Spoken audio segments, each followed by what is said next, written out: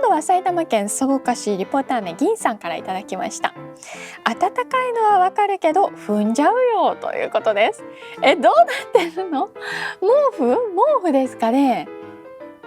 下にカーペットがあって、そのカーペットの上に引いている多分敷物の下に隠れてるんだ。かわいい。よくうまく入りますね。かわいい。確かに踏んじゃうよ。気づかなかったらさ。